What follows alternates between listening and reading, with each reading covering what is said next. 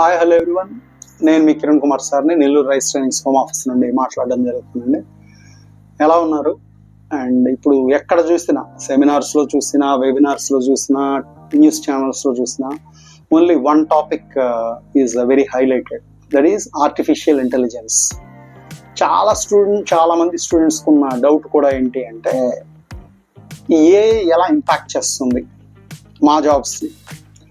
Artificial intelligence, machine learning, blockchain technologies ఇవన్నీ వస్తూనే ఉన్నాయి. కొత్త కొత్త టెక్నాలజీస్ వస్తున్నాయి. ఒకప్పుడు మనం బ్యాంక్స్కి వెళ్ళి మనీ వేసేవాళ్ళం, ఇప్పుడు అంతా మనీ ట్రాన్సాక్షన్ అంతా గూగుల్ పే, ఫోన్పేలో జరుగుతూ ఉంది. అది ఫినాన్స్లో జరిగిన హ్యూజ్ టెక్నాలజీ, యాప్స్ ద్వారా మనీ పంపించడం అనేది. అదేవిధంగా లాట్ ఆఫ్ యాప్స్ అనేది అన్ని డిపార్ట్మెంట్స్లో వస్తాయండి. ఫార్మకోవిజిలెన్స్లో వస్తుంది, క్లినికల్ రీసెర్చ్లో వస్తుంది, కోడింగ్లో వస్తుంది, శాస్లో వస్తుంది. కానీ సర్ప్రైజింగ్గా ఎవరిని అడిగినా ఏ వస్తుంది, జాబ్స్ పోతున్నాయి అనేది ఒక జనరలైజ్డ్ స్టేట్మెంట్ అండి. ఓకే, దాన్ని పక్కన పెడదాము. బట్ ఫార్మాలో ఎలా ఎఫెక్ట్ అవుతుంది? బట్ ఫస్ట్ థింగ్ వచ్చేసి లెర్నింగ్ అనేది ఇంకా ఇంప్రూవ్ అవుతుంది.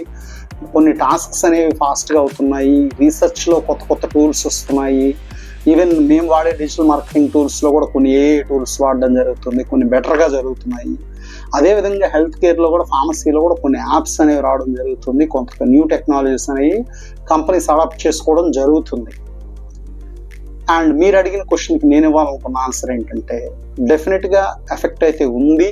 When I have spoken to industry experts also, they also told that a lot of pharmacovigilance companies, clinical research companies are also investing a huge amount of money in this.